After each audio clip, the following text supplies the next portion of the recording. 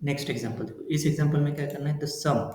Some i equal to 0 to m दिया है 10i 20m minus i, where p q equal to 0 है, p greater than 0, मतलब this sum is maximum, then find the value of m। m मतलब A B C D में से कौन सी value m की value डालेंगे, ये सम क्या आएगा, मैक्सिमम। बट कंडीशन यहाँ पे पी क्यू मतलब ये बाइनोमियल है, p zero p q that is p c q, this is equal to 0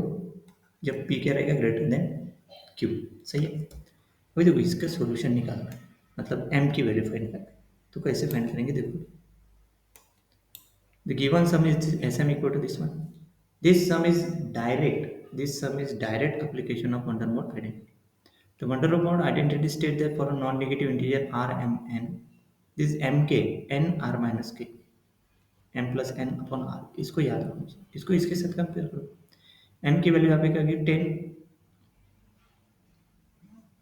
okay इसको थोड़ा अलग तरीके से भी लिख सकते हैं, इसमें कंफ्यूजन बढ़ेगा। m की वैल्यू यहाँ पे है ना, तो इसको आर, इसको आर लेना चाहिए था, इसको एम लेना चाहिए था, फिर आसान गया था फिर, ठीक है। बट ठीक है, देखो our sum we can identify the parameter as follows, the upper index is 10 है ना, मतलब यहाँ पे 10 है, and second upper index is 20, first upper index यहाँ पे 10 है, यहाँ पे 20 है, and index of summation of is i, summation over i है ना, तो करस्पॉन्ड्स टू के, यहाँ पे के ऊपर है, and upper limit of the sum is m which corresponds to r, ये जो एम है वो क्या रहेगा, करस्पॉन्ड्स टू यहाँ पे आर, अपर लिमिट ये जो एम है यहाँ पे, तो यहाँ पे क्या करस्पॉन्ड्स कर रहा है r. The second lower index is m minus i, मतलब यहाँ पे एम माइनस आई है,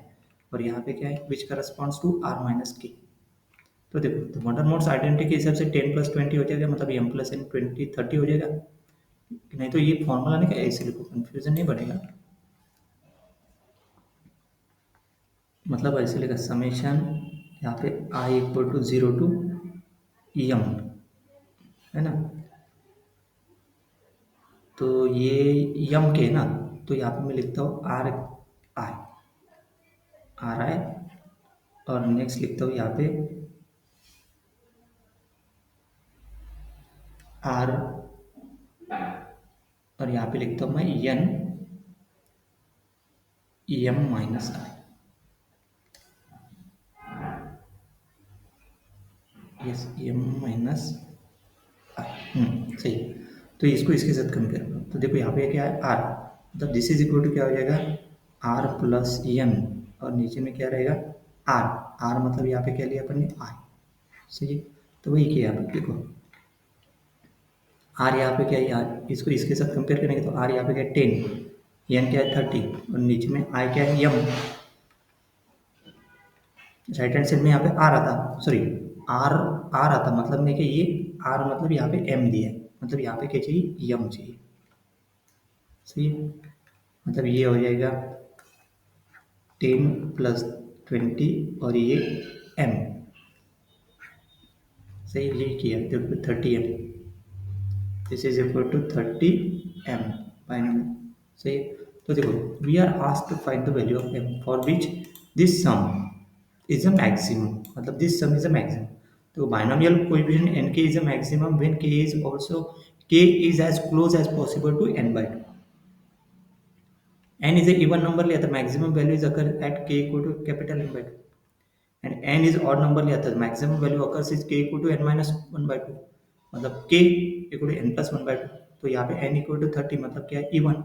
तो मैक्सिमम वैल्यू 30 n के अकर्स 30 by 2 इक्वल टू 15, क्या होगी m की value 15 is the final answer. आगे में वेरीफाई किया से